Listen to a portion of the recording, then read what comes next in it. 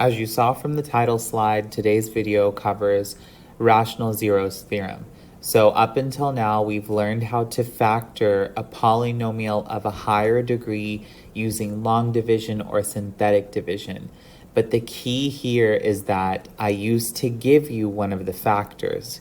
Using rational zeros theorem, we have to figure out how to factor the polynomial without being given a single factor.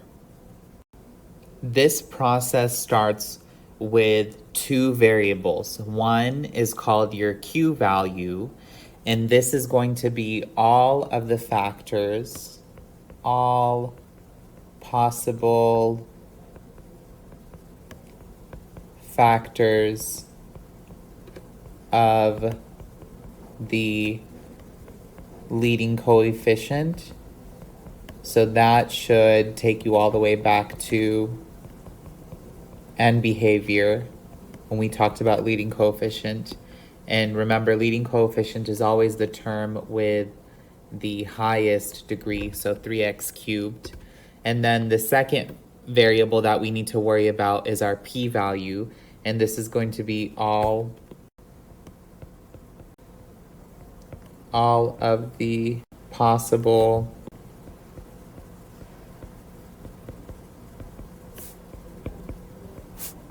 factors of our constant. And of course, in this situation, the constant is positive 8. And remember, the best way to identify as your constant is it's typically at the end of the equation, or it's usually going to be the number that has no x variable next to it. So now that we've identified what Q is and what P is, let's go ahead and start figuring out what the different factors are.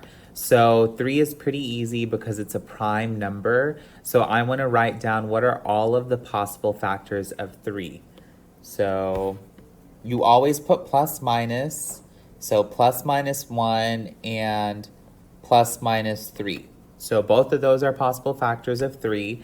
And now I'm going to come over to the 8, and I have to ask myself, what are all the possible factors of 8? And again, we always want to factor in both positive and negative. So positive and negative 1, positive and negative 2, because 8 is divisible by 2, positive negative 4, because 8 is divisible by 4, and then of course positive and negative 8.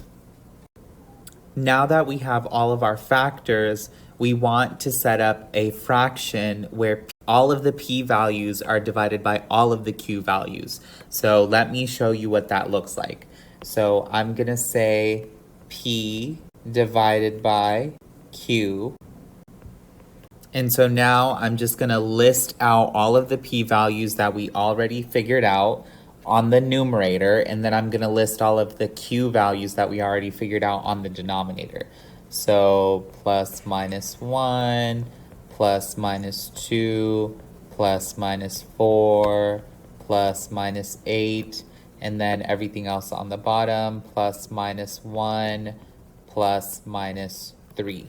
So now I need to set up individual fractions where each one of my p values is divided by each one of my q values. So for instance, I should have 1 over 1. Then I should have 1 over 3.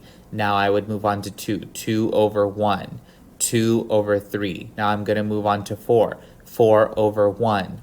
4 over 3. Now I'm going to move on to 8. 8 over 1. 8 over 3. Now that I've listed out all of the possible combinations, let me just clean this up a little so that it's easier to look at.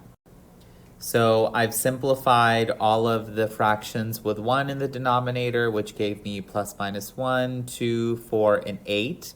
And then I moved all my fractions to the back. So if we look at the list of numbers we have a total of 8 numbers, but there is a positive and negative sign in front of each number. So basically what we've determined is that there's 16 possible rational zeros, 16 possible rational zeros according to this theorem right here. So the question is, what do I do with all of these zeros and how does this help me?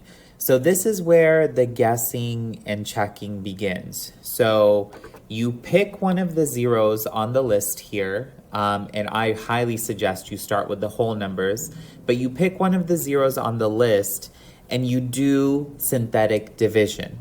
And remember, when you do synthetic division, if you get a remainder of 0, then according to factor theorem, that number is in fact a 0 of your polynomial. So let's go ahead and try this out. I moved the equation from the previous slide onto this slide, and I moved all of the factors onto this slide. So what I'm going to do is I'm going to pick at random one of these numbers right here. Again, start with the whole numbers first. I'm going to pick them at random, and I'm going to do synthetic division, and I'm going to see if I get a remainder of 0. So the first number I'm going to try, and again, this is at complete random, and you might not be as lucky on the first try, but I'm just going to go ahead and try out -8 and see what happens. So -8 is the factor that I'm choosing, and then again, I'm doing synthetic division, so I got to put all of the coefficients of my equation over here. So 3, -7, -22, and then +8. And again, we don't do anything to the first term, so we're going to go ahead and bring that down. I have 3, and so 3 times -8 gives me -24. So I'm going to put that underneath the next term, and we're always adding in synthetic division. So then -24 and -7 give me -31. And then again, I'm going to multiply -31 by -8. And here I'm going to get +248. Place that under the next term. And then 248 plus -22 is going to give me 226. And then again, multiply that by -8, so 226 times -8. And this gives me -1808. So then -1808 plus 8 gives me -1800. So clearly, -8 is not a factor of this polynomial. So now, again, picking at random, I'm going to try -2. And I'm setting it up for synthetic division. I have to bring down my exponents. Sorry, I have to bring down my coefficients. 3, -7, -22, 8. Remember, we always bring down the first term. We don't have to do anything to it. So 3 times -2 gives me -6. -6 goes under the next term. We're always adding. So -6 plus -7 is -13. -13 times -2, that's +26. So again, 26 plus -22, that's going to give me +4. 4 times -2, that gives me -8. Place that under the last term. And looky here.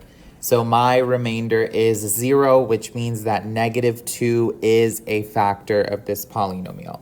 So now let's rewrite everything that we have as our answer into a new equation. Remember, you always start with one exponent smaller than your original polynomial. So I have 3x squared minus 13x plus 4.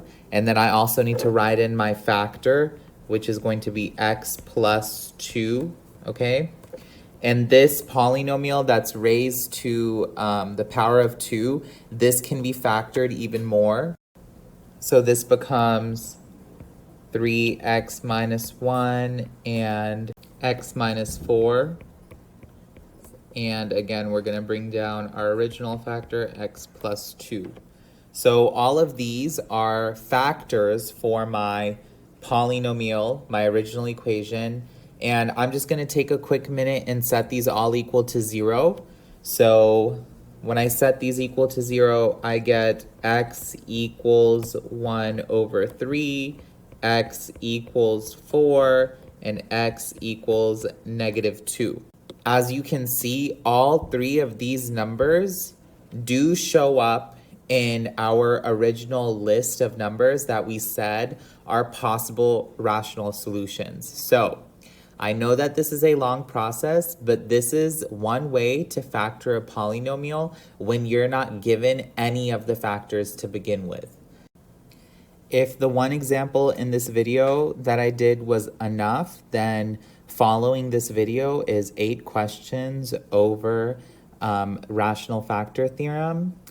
If you're still struggling with this concept, I'm posting a second video to Google Classroom, and I have tutorials after school on Wednesday and Thursday. So please stop by, ask questions. I'm here to help.